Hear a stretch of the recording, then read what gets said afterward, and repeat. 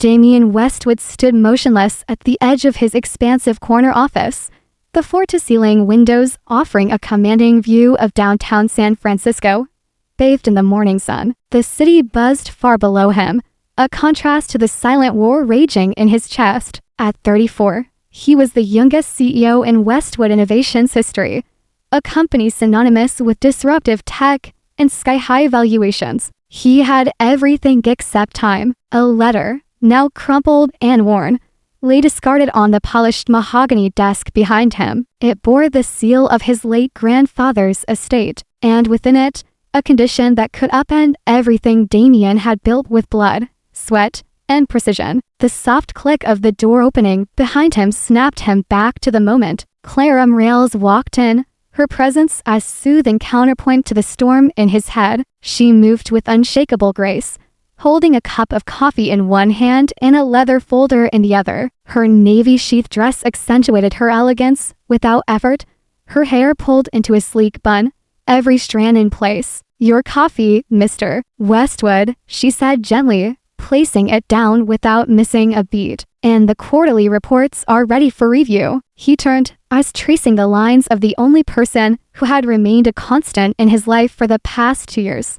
Clara wasn't just an executive assistant. She was his anchor in a world that never stopped spinning, calm under pressure, efficient beyond reason, and painfully professional no matter how many late nights they had spent working side by side in silence. "Clara," he said, the usual steel in his voice softened. "Sit down. There's something I need to discuss." She blinked, but nodded, settling into the leather chair across from him. "Is something wrong?" Damien walked back to the desk and sat, smoothing out the letter like it was a puzzle he still hoped to solve differently. "My grandfather's will included a condition. In order for me to retain full control of the company and access the Westwood family trust, I have to be married before my 35th birthday." Clara's brows lifted slightly. "That's in 6 months." "Exactly." He let out a low sigh, running a hand through his thick dark hair till Clara knew well. "Stress. If I don't comply, the board has every reason to question my long-term commitment. They'll sell the company. Everything I've built will be torn apart by shareholders who don't care about its future. There must be someone." She began cautiously. He let out a sharp laugh. "Someone, a string of women who see my name before my face, or power players who see me as the ultimate acquisition. I've tried, Clara. It's all transactional, all empty." Her fingers curled slightly round the armrest. She had watched the parade of women over the years, none of them lasting, none of them reaching the man she worked beside every day. "So what are you suggesting?" she asked carefully, though a sinking suspicion was already forming. Damien stood again, pacing. "I've considered every option, and I keep coming back to one person I can actually trust. Someone who already knows me better than anyone else. Someone who has no reason to hurt me." He turned and locked eyes with her. "I want you to marry me." Clara felt the floor vanish beneath her. "Would a marriage contract? Business only. 2 years. You'll be compensated beyond generously. 5 million upon marriage. Another 5 million when we part ways. You'll have your own suite in the penthouse, your own space, no expectations, just appearances, until the deadline passes." The silence that followed was suffocating. "You're serious?" she whispered. "I am." Clara stood abruptly, heart pounding. "Marriage isn't. It's not just a checkbox, Damien. We work well together," he said, voice slow and firm. "You're intelligent, composed, beautiful, and I trust you. That matters more than romance in my world." "And what about love?" she asked before she could stop herself. Damien hesitated. His eyes softened, but his jaw stayed tight. "Love is a luxury I can't afford right now, but this arrangement would help both of us. You could pay off your mother's medical bills, send your brother to the best university, start that nonprofit you've always talked about." Her breath caught. "You, how do you know that?" "I notice things. You take on extra hours, bring lunch from home. You've been quietly sacrificing everything." I just connected the dots. Clara's eyes burned, but she refused to let a tear fall. "So, what "This is charity. This is a transaction," he said. "Just like the others. Only this time, you'll actually get something real out of it." Clara turned to the window, hiding her face from him. The weight of her reality pressed down her mother, Carmen, battling an aggressive form of cancer. Her brother, Leo, barely hanging onto his dreams of med school. The offer was outrageous, but so were her needs. "What will people say?" she asked, barely above a whisper. "They'll say I finally found someone," he replied. "My father will be thrilled. My lawyer already thinks I have feelings for you. As for the public, they'll believe what they see." She turned to him, eyes narrowing. "And what exactly will they see? A couple who understands each other, who respects each other. A partnership, Clara, built on trust." Her heart stuttered. "I need time to think." "Of course, but I need an answer by Friday. The lawyers will need time, and we'll have to begin planning immediately." Clara nodded and moved toward the door. She paused, fingers on the handle. "Damien, have you ever been in love? Truly?" He was quiet for a long beat. "I thought I was, once, in college, but I think I was in love with the idea of being in love. Real love means vulnerability, and in my world vulnerability is dangerous." Clara left without another word. That night, in her tiny kitchen, Claire stared at the towering stack of medical invoices and student loan statements. Her mother, finally asleep thanks to pain medication they could barely afford, lay in the next room. Her phone bootsaid a message from Leo. "I might need to take a semester off. Tuition's gone up again. Focus on mom. I'll figure things out." Clara closed her eyes. Heartbreaking. The next morning, she walked into Damien's office and met his gaze head-on. "I'll do it," she said simply. "I'll marry you." 3 weeks had passed since Clara Morales had agreed to marry Damien Westwood. 3 weeks since she traded in her modest, carefully structured life for a whirlwind of fittings, etiquette lessons, and media coaching. And tonight, the mask she had spent days perfecting would finally be tested. Clara stood in front of a wall of mirrors inside a private boutique in Beverly Hills, barely recognizing the woman staring back at her. She wore a floor-length emerald green gown that shimmered with every breath she took. It clung to her form with a designer's precision, elegant, understated, and stunning. Her long dark hair flowed in loose waves down her back, styled by a celebrity hairstylist. Her makeup, applied by someone who worked with movie stars, gave her the illusion of effortless beauty. Everything about her appearance tonight screamed money, influence, and power. Yet beneath it all, she was still Claire girl who grew up in a 2-bedroom apartment and worked overtime to afford rent and her mother's medicine. "You look like a queen," Vivian Blake announced with a clipped British accent, adjusting the diamond earrings she had loaned Clara for the evening. Vivian, a poised woman in her early 50s, had made a career of turning ordinary women into society's elite. "Now, all that remains is for you to believe it." Clara swallowed hard. "I feel like a fraud." Vivian raised an elegant brow. "Darling, all of high society is built on performance. You're just learning the choreography." Tonight, Clara would make her first public appearance as Damien's fiancée at a charity gala hosted at the St. Laurent Grand Hotel. The entire elite world of San Francisco would be watching. Every gesture, every word, every look would be scrutinized. "You remember the story?" Vivian prompted as she draped a satin shawl over Clara's shoulders. "Yes," Clara said, rehearsed. "I met Damien 2 years ago when I was hired as his assistant. We kept things strictly professional until 6 months ago, when we finally acted on our feelings. He proposed during a private weekend getaway in Napa." "And how did he propose?" "In the vineyards at sunset," Clara recited. "He gave me a sapphire ring because he said it matched the fire in my eyes." Vivian smiled, pleased. "Brilliant. Just enough romance to be believable, and entirely forgettable by anyone who doubts it." Clara turned to the mirror once more, and for the first time, tried to hold the gaze of the woman she had become. She was elegant, sophisticated, prepared, but her hands trembled anyway. As the limousine pulled up to the red carpet entrance of the St. Laurent Hotel, Clara's heart thundered in her chest. Through the tinted windows, The flash of cameras lit up the night like fireworks. Reporters clutched microphones. Photographers jockeyed for position. Beside her, Damien looked calm, impeccably dressed in a tailored black tuxedo.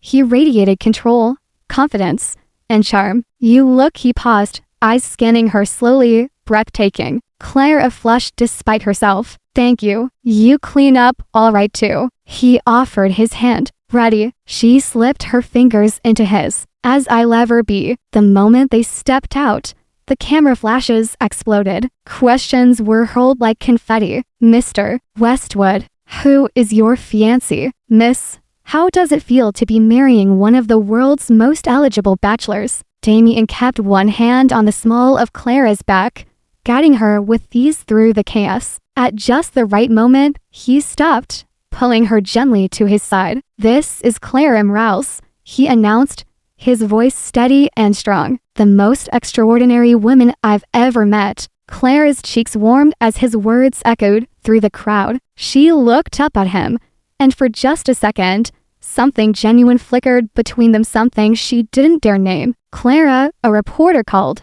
"What made you fall for Damien?" She hesitated, caught off guard by the sincerity of the question. Then she smiled and let the truth slip through her carefully rehearsed mask. "He makes me laugh. He listens when no one else does. I didn't fall for his bank account, he fell for his kindness." Damien stiffened slightly beside her, but didn't pull away. Instead, his hand tightened gently at her waist. Inside the grand ballroom, the lights dimmed, casting a golden glow over crystal chandeliers, champagne fountains, and orchestras playing softly in the corner. Clara felt like Cinderella at the palace ball, except her fairy godmother was a ruthless PR consultant, and the prince wasn't supposed to steal her breath every time he looked her way. "You're doing great," Damien murmured during a pause between conversations. His breath tickled her ear, sending a shiver down her spine. "Thank you," she replied, forcing herself to focus on the crowd and not his cologne or the warmth in his voice. "They're not all friends," Damien whispered as they mingled.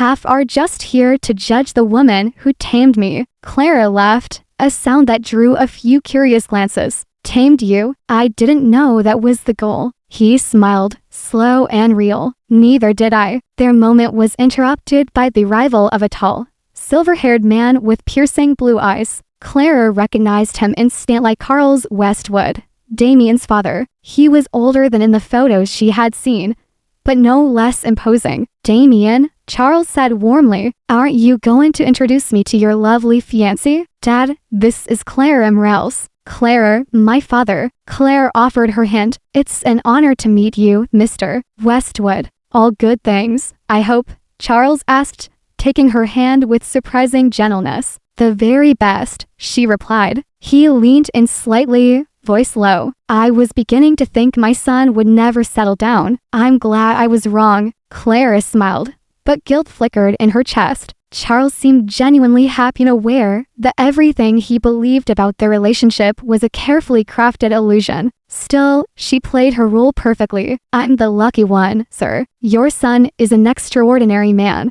Later that night, back at the penthouse, Clara kicked off her heels and collapsed onto the nearest velvet armchair. The glamour had faded, but the adrenaline still surged. Damien poured them both glasses of wine and handed her one. "To survival," he said. Clara raised her glass. "Barely." "You were brilliant," he said, dropping into the seat across from her. "Charming, graceful, completely convincing." She gave him a half smile. "Convincing is what I signed up for. Remember?" He looked at her for a long beat. "You didn't have to say all those things to the press." Clara shrugged. They were easy to say. Something unreadable passed through his eyes, but he said nothing more. A few days later, Clara faced a new challenge: an intimate business dinner at Damien's penthouse. It was a critical meeting with Kenji and Hina Takeda, potential investors from Tokyo who could unlock expansion into Asia. The stakes were higher than ever, but it wasn't just the Takedas attending.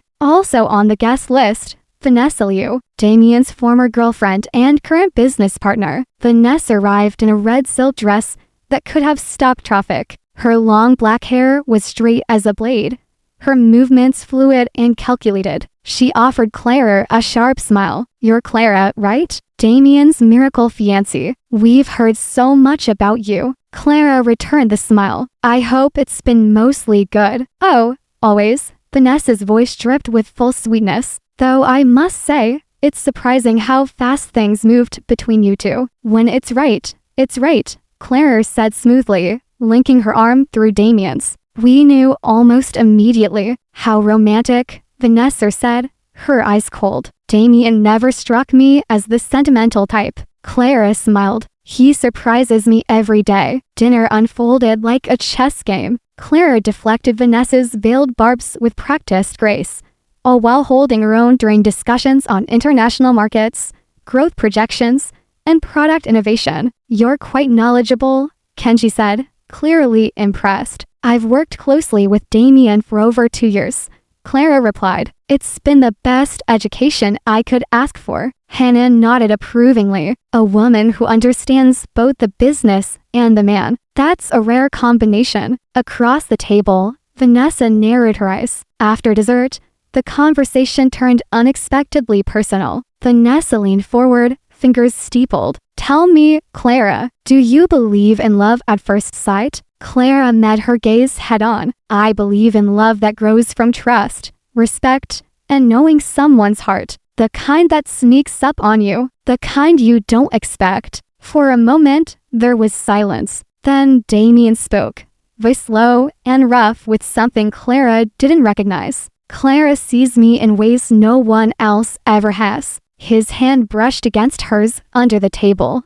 and to her shock, their fingers intertwined. And for the first time in this carefully choreographed lie, Clara felt something terrifyingly real take root. It began with a headline, "Tech Titan's Fairy Tale Engagement Raising Eyebrows," by Tessa Bloom, one of the most feared investigative columnists on the West Coast. Clara Morales sat frozen in Damien Westwood's office, a tablet in her trembling hands. The screen displayed Tessa's article in glaring black and white. No public record of their relationship before last quarter. No social photos. No family sightings. A massive salary increase just days after the engagement announcement. Sources claim Damien Westwood's new romance may be little more than a calculated play for inheritance rights and board favor. Clara's heart pounded. "She's good," she muttered. She did her research. Across the room, Damien was pacing like a caged predator, jaw clenched, eyes stormy. Tessa Bloom makes a career out of tearing people down. She doesn't care about truth and blood, but she's not wrong to be suspicious, Clara said quietly. "There's no history for anyone to see. We didn't exactly leave a trail." He stopped in his tracks. "Are you saying we give up?" "I'm saying," Clara bit her lip, "I'm saying the lie is fragile, and she's pressing in the right places." Before Damien could respond, the office door slammed open. Grayson Hale strode in like he owned the building when invited, unbothered and unmistakably smug. "Look at the happy couple," he sneered, waving his phone in the air. "Engaged, celebrated, and now under fire." Damien's voice turned to ice. "You weren't invited, Grayson, but I brought such fascinating reading material." He tapped his phone. "Medical bills, tuition payments, all paid off. The day after your engagement went public." Clara's blood ran cold. Grayson grinned. "Clara's mother suddenly receives full treatment funding from an anonymous donor. Her brother gets a scholarship from a foundation tied directly to your personal accounts. Those were gifts," Damien said sharply. "Were they?" Grayson's eyes narrowed. "Or were they part of a contract? A very illegal one, if I might add." Clara stood, fists clenched at her sides. "Those were private matters. And now, their ammunition," Grayson fired back. "Your arrangement may have started with good intentions, but the optics, damning. I wonder how the board will feel knowing the CEO's marriage might be a sham." "You're bluffing," Damien snapped. Grayson only smiled. "There's a board meeting tonight. I suggest you both be ready to explain yourselves. If not, well, I have a few investors who'd be interested in buying Westwood Innovations out from under you." He paused at the door. "And Clara, when this comes crashing down, you'll be the one they blame." That evening, Clara stood in the back of the Westwood boardroom, her heart beating in her throat. The long polished table was filled with directors, shareholders, and advisors all dressed in sharp suits and cool expressions. At the head of the table stood Damien,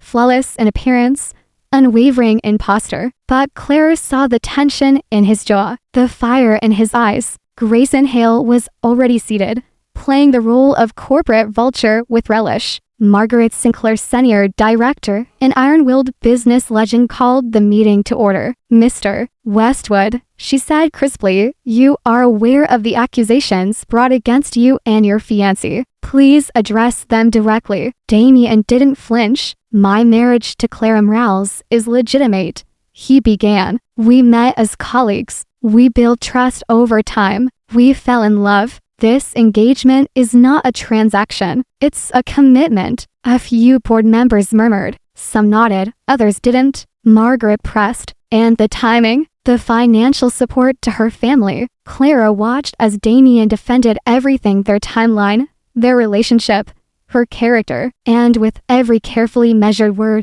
her heart ached more. He was fighting for his company, for his name, for control. But the one thing he couldn't protect was the truth they were hiding, and she was the lie at the center of it all. Clara stood, the room silenced. Even Damien looked up in alarm. "You don't have to do this," he said quietly, almost pleading. But Clara had already walked to the front of the room. Her voice was clear, steady. "My name is Clara Marries, and I would like to speak." Margaret gestured for her to proceed. "I started working for Damien 2 years ago," Clara began, "and like many others, I assumed I knew who he was. Ruthless, powerful, unreachable. I was wrong." A few heads tilted. Clara smiled faintly. "Damien is generous, private, and more compassionate than anyone will ever see from the outside." She paused. "Yes, he helped my family, but not to buy me, not as leverage. He did it because he saw people struggling and chose to do something about it."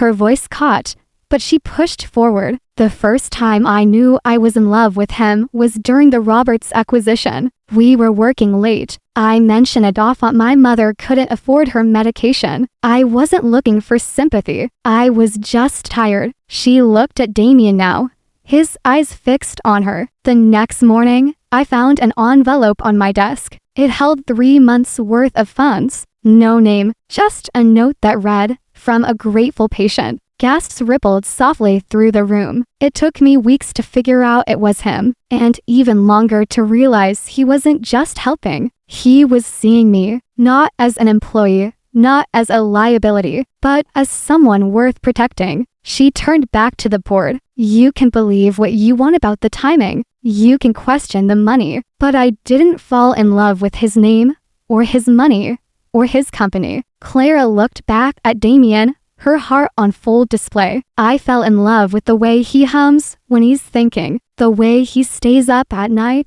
until every solution is found, the way he remembers birthdays for people who can't do anything for him." Tears shimmered in her eyes. "I fell in love with a man who never asked to be loved." The room was still. Damien stood slowly, his mask cracking for the first time in days. "Clara," he whispered, "what are you doing?" "I'm telling the truth," she replied, voice trembling but sure. "Even the parts we tried to hide." She moved closer. "I know this wasn't supposed to be real. I know we had rules, agreements, timelines, but somewhere along the way it became more." He searched her face, as if trying to find the rehearsed lie, but there was none left. "You love me?"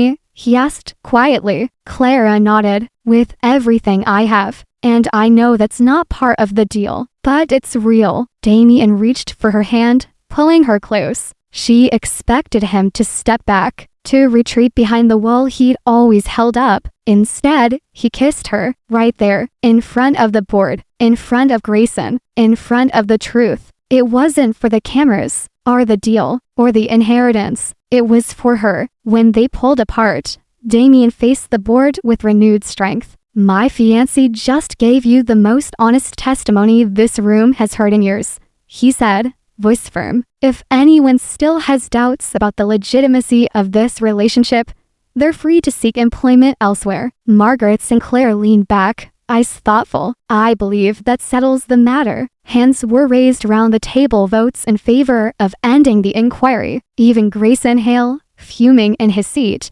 begrudgingly raised his hand. The crisis was over, but for Clara and Damien, something far more dangerous had begun. Something real. That night, as the city lights flickered outside the penthouse windows, Claire sat on the couch, her head on Damien's shoulder. "You didn't have to defend me like that," he said softly. "You didn't have to kiss me like that," she replied. He smiled. "I think we're done pretending." Clara nodded, heart racing. "So what happens now?" Damien turned to face her, brushing a strand of hair from her face. "Now," he said, "we see what happens when the truth is finally stronger than the lie." Clara Morels woke the next morning wrapped in Egyptian cotton sheets, sunlight painting gold across the skyline through the penthouse's towering windows. Damien Westwood was already up. She could hear him in the kitchen, his voice low as he negotiated a call in flawless Japanese with an investor. Even from a distance,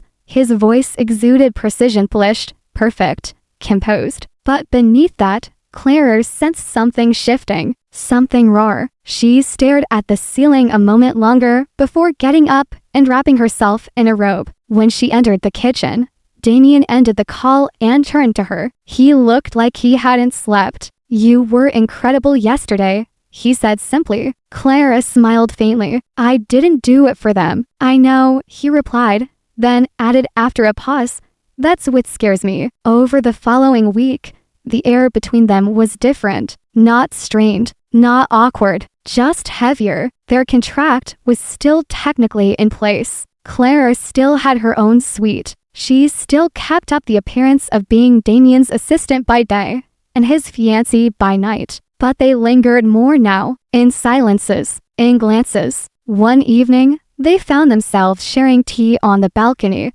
wrapped in matching wool throws as the wind whispered off the bay. Damien had been unusually quiet all night. Claire finally broke the stillness. "You're thinking too loudly again." He chuckled softly. "It's the quiet that's the loudest." "I meant what I said," she murmured, turning toward him. In that boardroom, every word. He studied her face like it was a language he hadn't dared learn until now. "Clara, I don't know how to do this." "Do what?" "Be vulnerable," he said, voice barely audible. "Let someone in. Trust that they'll stay." She reached for his hand. "Then start with something small." He stared down at their intertwined fingers. "My mother left when I was 9. Clara's breath caught. She said she needed to find herself. "My father raised me like a soldier after that. No softness, no time for grief." Claire squeezed his hand gently. "That's not something small." He met her eyes. "It's a beginning." The next morning,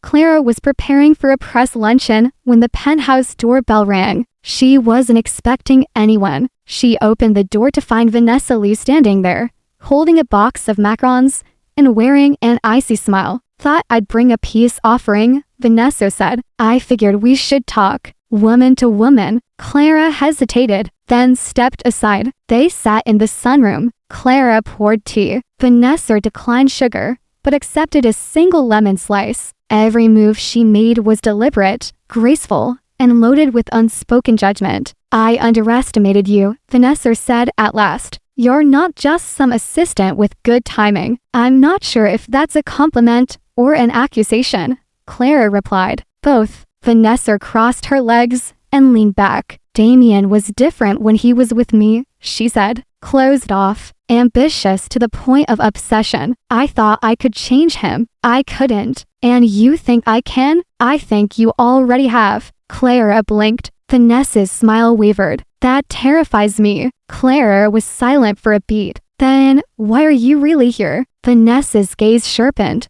"Because I care about him, and because Grayson Hale isn't finished with either of you." Clara confronted Damien that evening, relaying Vanessa's warning. "I've been hearing whispers," he admitted. "Grayson's been trying to turn a few directors against me again. Quietly, strategically. He's not giving up, is he? Not until he either owns this company or burns it down." Damien's jaw tightened. "We might have to get ahead of it this time," he said. Clara stepped forward. Let's do it together. He looked at her, startled by her certainty. No pretending, she added. Not as your assistant or your contracted wife-to-be. I want to fight for this for use like it's real. It is real, he said, voice thick. Then, more softly, isn't it? Later that night, Damien knocked on the door of Clara's suite. She was in bed reading, but set her book down the moment she saw him. Everything okay? She asked. I don't want to be alone tonight,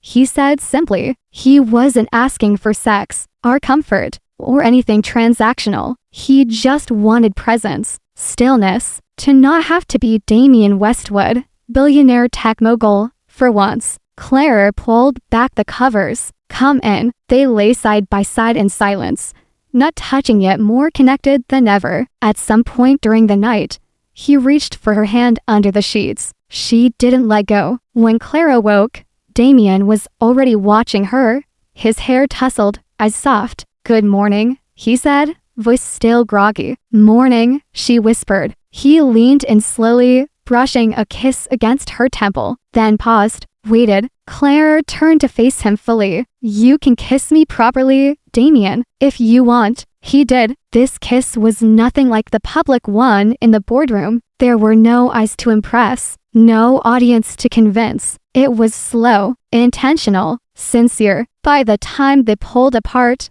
both were breathless. No more pretending, he whispered against her lips. Clara nodded. No more lines between us. But intimacy has its own risks. That afternoon, Claire caught Damien on the phone with Lucas Granthis' lawyer and longtime best friend. Yes, I know what I said.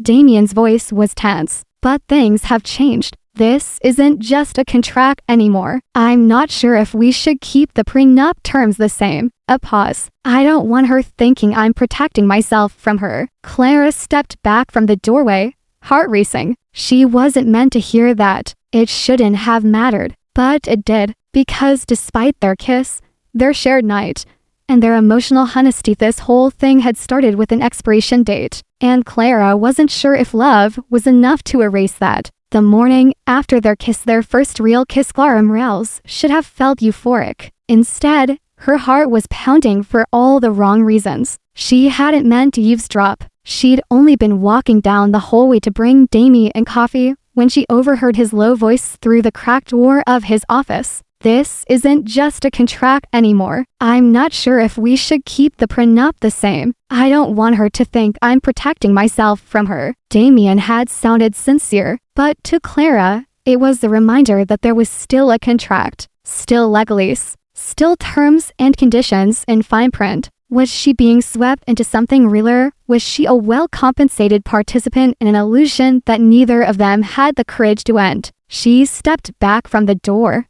heart sinking, then turned and walked quietly away, coffee in hand, untouched. That same afternoon, a knock came at the penthouse door. Claire, still shaken from the morning, opened-eyed and froze. Standing there was a man in a wrinkled suit and a crooked smile. Elena, he said. No one had called her by her first name in years. Rafael, she whispered. Rafael Torres had been her ex-boyfriend. They'd met in college, been inseparable, until she discovered he'd drained her savings, pawned her grandmother's necklace, and vanished with no explanation, living behind debt and heartache. She hadn't seen him in 5 years. What are you doing here? She asked, voice low and clipped. I saw you on TV, he said, smirking. My little Claire, all dressed up, arm in arm with the king of Silicon Valley. She stepped out into the hall, shutting the door behind her. You need to leave. Rafael tilted his head. Come on, you know me. I'm not here to cause trouble. Just thought we could catch up. Her spine stiffened. Cut the act. What do you want? He leaned in closer, breath tinged with liquor. Let's call it a donation. I figure with your new lifestyle, you could spare a few $100,000. Clara laughed cold and sharp. You think I'll pay you to disappear? I think Damien Westwood might. Rafael said with a grin. Would be a shame if someone leaked some old photos of you and me. or talk to a few reporters about how a gold digger faked her way into a billionaire's bed. Claire's stomach turned. "You're bluffing." He pulled out his phone and showed her a photo. The two of them in collar laughing, his arm around her waist. "Intimate, unmistakable." "I've got more," Raphael said softly. "And if I don't get paid, so does the press." Clara didn't tell Damien that night. She couldn't. Not yet. Instead, she threw herself into work, planning the upcoming Westwood Foundation Gala, reviewing press kits, writing speeches for Damien to deliver. But her hands trembled every time her phone buzzed. That week, she received 3 anonymous texts. Each contained one more old photo, each more invasive than the last, each followed by the same message. TikTok. It was like drowning in slow motion. And still, she said nothing. Why? Because she had told Damien she trusted him. Because they had kissed like it meant something. Because she wanted so desperately for this life to be real. The next day, during a staff meeting, Clara's hand slipped as she poured Damien a cup of coffee. It splashed across the table,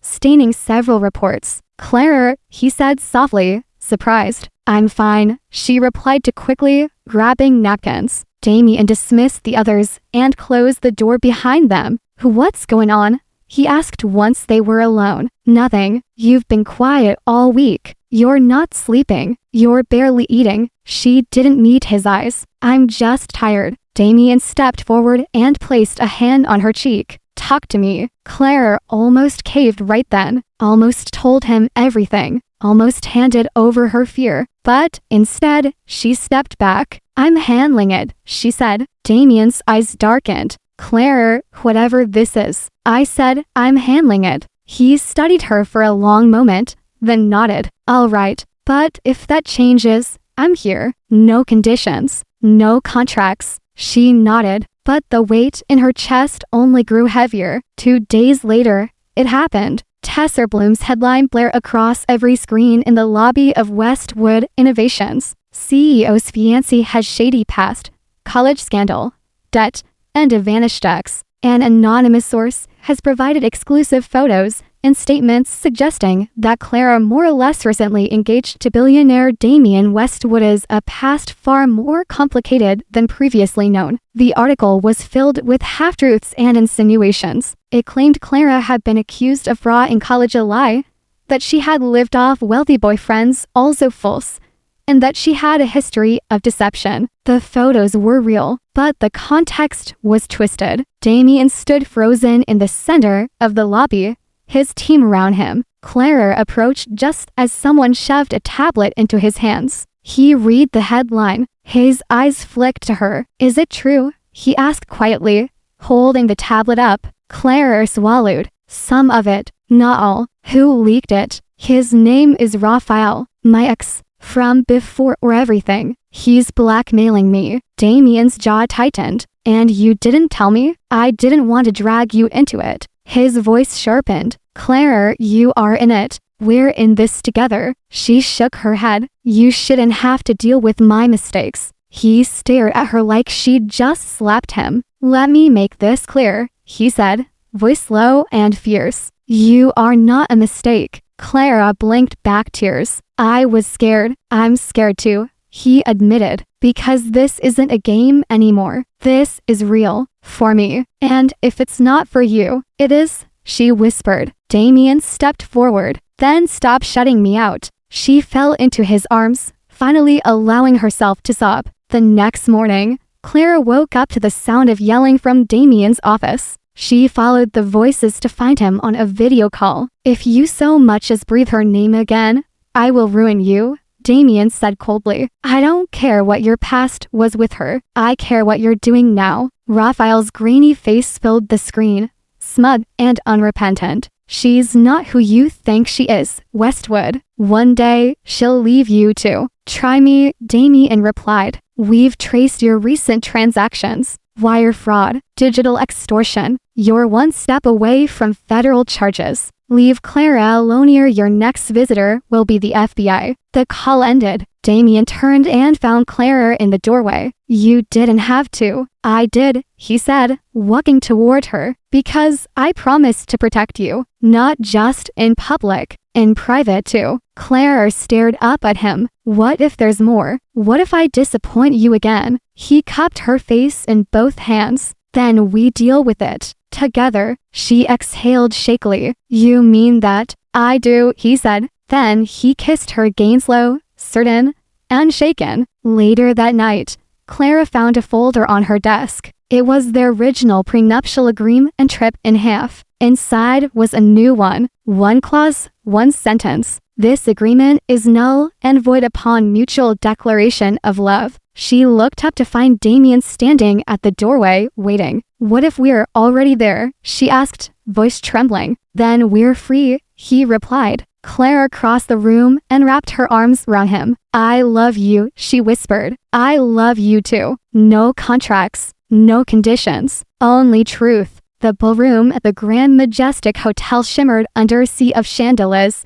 each crystal catching the soft glow of golden light like stars trapped mid-full. It was the annual Westwood Foundation Gala event meant to highlight innovation, community service, and elegance. This year, it had a different undercurrent. Scandal. The tabloids were still whispering about Clara's checkered past, fueled by Raphael's smear campaign. Though Damien had put out official statements defending her and threatened legal action, the press like sharks sensing blood lingered at the edge of every event, waiting for a crack to form. Tonight would be Clara's first public appearance since the expose. She stood in the dressing suite above the ballroom in a midnight blue gown that hugged her like armor. The gown was sleek and understated but powerful. Her hair swept up, lips painted a bold red. Vivian Blake stood behind her with final adjustments. You don't have to prove anything, Vivian said gently. Clara met her reflection's gaze. I know, but I want to. Damien met her at the bottom of the staircase,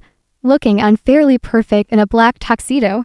His expression unreadable, but his eyes fierce with pride. When he saw her, his breath caught audibly. You look like the storm and the sky all at once, he murmured. Clara smiled. Let's show them what love really looks like. They descended the steps together, hand in hand. A sea of reporters, tech moguls, philanthropists, and high society elites turned toward them. Cameras flashed, eyes followed, whispers rippled like wind through silk. But Clara didn't shrink from the attention. She walked tall. Damien led her toward the stage, where he would deliver his speech tune that Clara had helped write just days before the scandal broke. But before he could begin, a hand gently touched his shoulder. Clara stepped forward. I'd like to say something first, she whispered. He hesitated, then nodded. The room quieted. Clara took the mic. Good evening, Clara began, voice steady. I know many of you are surprised to see me up here. Some of you have read the articles. Some have believed them. Some are still deciding whether or not I belong. Her eyes swept across the ballroom. No fear, no apology. So let me save you the trouble. She took a breath. My name is Clara Marries. I was born to a single mother who worked 2 jobs. I waited tables while attending school full-time. I've made mistakes. I've trusted the wrong people. And yes, I dated someone who took advantage of me when I had nothing. The room was dead silent,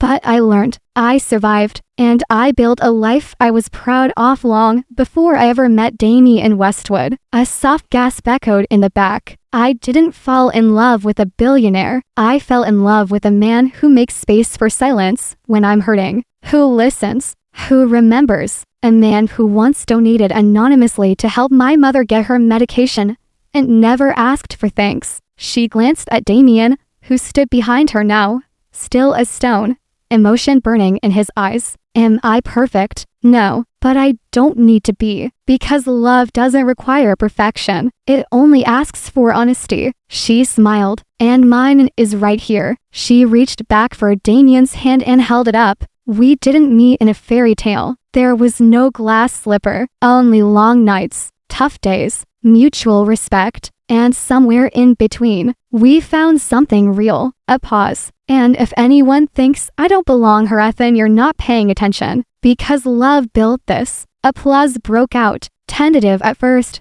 then rising. A few people stood, then more. Vivian, watching from the edge, wiped a tear discreetly. Damien didn't take the microphone. He didn't need to. Instead, he pulled Clara into his arms and kissed her gently but with purpose. The cameras flashed again, but this time, it wasn't scandal they captured. It was truth, and the world saw it. Later, as the event began winding down, Clara found herself standing on the terrace alone for a moment, watching the city lights below. Damien joined her, handing her a glass of champagne. "You were extraordinary," he said, staring at her like he still couldn't believe she was his. "I just told the truth," Clara said, voice soft. "No, you told your truth, and you made everyone listen." He leaned against the balcony. "I've spent my whole life building walls, round my company, round myself, and then you just walked right through them." Clara turned to him. "I was scared. So was I." They stood together, side by side,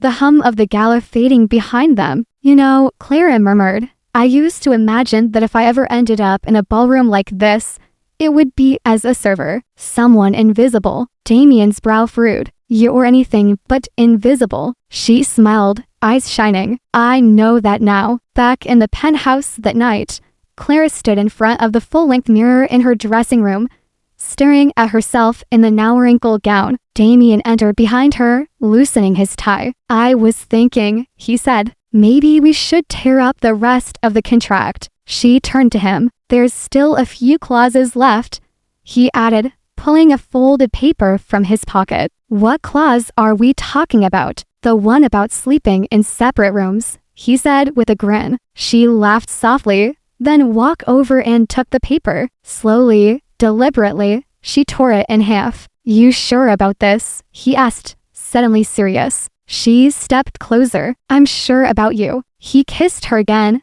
deeper this time, and when they fell asleep in the same bed hours later facing each other, hands still into an edit wasn't a performance. It wasn't an agreement. It was a beginning. The following week, Claire appeared on the cover of Modern Power magazine. From assistant to advocate, the woman who stood for love, legacy, and herself, not as a scandal, not as a side note in Damien Westwood's story, but as someone who had rewritten her own. Together,